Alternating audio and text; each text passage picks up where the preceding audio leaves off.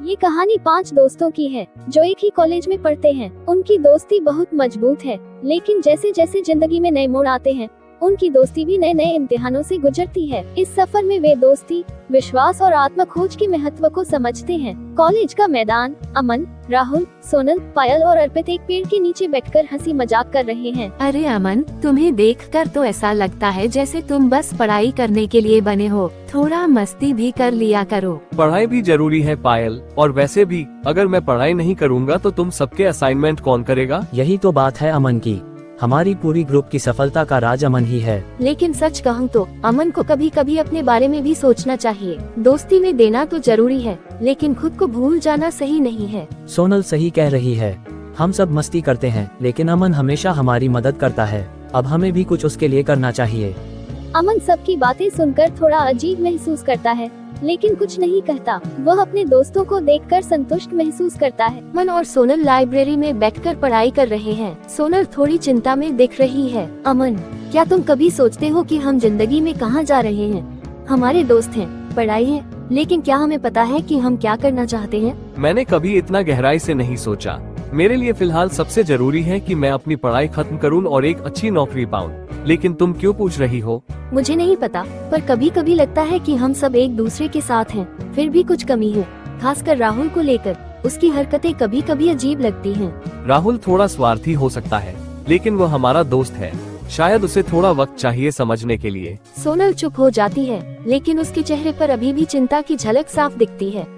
College के बाहर राहुल और अर्पित किसी कोने में खड़े बात कर रहे हैं। अर्पित, मुझे लगता है कि ये सब दोस्ती यारी अब ज्यादा नहीं चलने वाली। मैं अब अपने करियर पर ध्यान देना चाहता हूँ।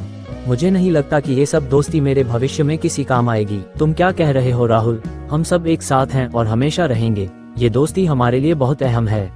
अर्पित, जिंदगी में अगर तुम सफल होना चाहते हो तो सिर्फ दोस्ती के भरोसे नहीं रह सकते। मुझे अपने रास्ते पर चलना है, और अगर इसका मतलब है कि मुझे इन सब से दूर होना पड़े तो मैं तैयार हूँ। अर्पित राहुल की बातें सुनकर हैरान होता है, लेकिन कुछ नहीं कहता। उसे महसूस होता है कि राहुल बदल गया है। एक कैफे में सभी दोस्त बैठकर बातचीत कर रहे हैं। क्या बात है, आज सब इतने चुप क्यों हैं? पहले तो हम मस्ती से भरे होते थे, लेकिन आज सबके चेहरे पर कोई तनाव है। पायल, कुछ बातें हैं जो हमें खुलकर करनी चाहिए। राहुल, क्या तुम हमें कुछ बताना चाहोगे? मैं क्या बताना है मुझे? राहुल, हम सब एक साथ हैं और हमेशा रहेंगे, लेकिन अगर तुम्हारे मन में कुछ है तो हमें बताओ। हाँ है, मुझे लगता है कि ये दोस्ती अब बोझ बन गई है। मुझे अपनी जिंदगी में आगे बढ़ना है, और तुम्हारे साथ रहने से मुझे ऐसा लगता है कि मैं पीछे रह जाऊंगा। सभी चुप हो जाते हैं। राहुल की बातें सुनकर सभी हैरान होते हैं। राहुल, हमने हमेशा तुम्हारा साथ दिया है, क्या तुम्हें हमारी दोस्ती की कोई कदर नहीं? क्या तुम सच में ये सोचते हो कि हम तुम्हें पीछे खींच रहे हैं? दोस्ती का मतलब साथ चलना होता है, न कि एक दूसरे से आगे बढ़ने की होड़। मुझे जो करना था मैंने कह दिया। अब तुम सब जानो, मैं अब सिर्फ अपने करियर पर ध्यान दूंगा। राहुल उठकर चला जाता है। बाकी दोस्त मायूस होकर एक दूसरे की ओर देखते हैं। उन्हें समझ नहीं आता कि आखिर ये सब कैसे हो गया। अगली सुबह कैफे के बाहर अमन और सोनल अकेले बैठे हैं। सोनल के चेहरे पर उदासी है। अमन, क्या हमारी दोस्ती भी टूट जाएगी? राहुल की बातें सुनकर ऐसा लग रहा है जैसे सब कुछ खत्म हो रहा है। सोनल, दोस्ती इतनी कमजोर नहीं होती। राहुल ने जो कहा वो उसके विचार हो सकते हैं, लेकिन हम बाकी सब अभी भी एक दूसरे के साथ हैं। मैं मानता हूँ कि ये वक्त मुश्किल है, लेकिन हमें एक दूसरे का साथ देना होगा। लेकिन अगर राहुल चला गया तो? अगर राहुल जाना चाहता है तो हमें उसे रोकना नहीं चाहिए, लेकिन अगर उसकी सच्ची दोस्ती है तो वो एक दिन खुद लौट आएगा। हमें सिर्फ विश्वास रखना है। सोनल अमन की बातों से थोड़ी राहत महसूस करती है, लेकिन उसके मन में अभी भी बेचैनी है। कुछ महीने बीत गए हैं। राहुल अपने करियर में आगे बढ़ गया है, लेकिन उसकी जिंदगी में कुछ खालीपन है।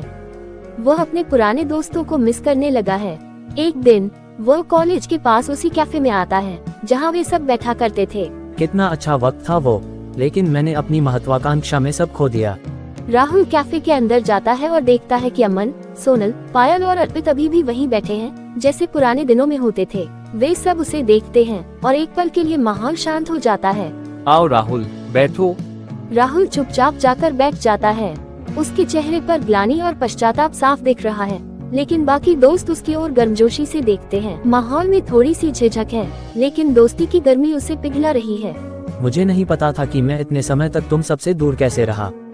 मुझे शायद पहले ही ये समझ जाना चाहिए था। राहुल, हमने कभी सोचा ही नहीं था कि तुम हमसे दूर होना चाहोगे, लेकिन जो हुआ उसे अब बदला नहीं जा सकता। लेकिन ये भी सच है कि दोस्ती में गलतियाँ माफ की जा सकती हैं। अगर तुम सच में वापस आना चाहते हो तो हम तुम्हारे लिए यहाँ हैं। मैंने गलती की थी। मुझे लगा था कि मेरे करियर और दोस्ती में से किसी एक को चुनना होगा। मैं खुद को साबित करना चाहता था, लेकिन मैंने ये भूल कर दी कि तुम सब मेरे साथ होते तो मैं और बेहतर कर पाता। अरे राहुल, करियर और दोस्ती में से एक क्यों चुनना? दोनों साथ चलते हैं। तुम अपने सपने पूरे करो, लेकिन हमें भी उसमें शामिल रहने दो। हम हमेशा तुम्हारे साथ रहेंगे। तुम लोग अभी भी मुझसे नाराज नहीं हो? मैंने तो इतनी बुरी बातें कह दी थी।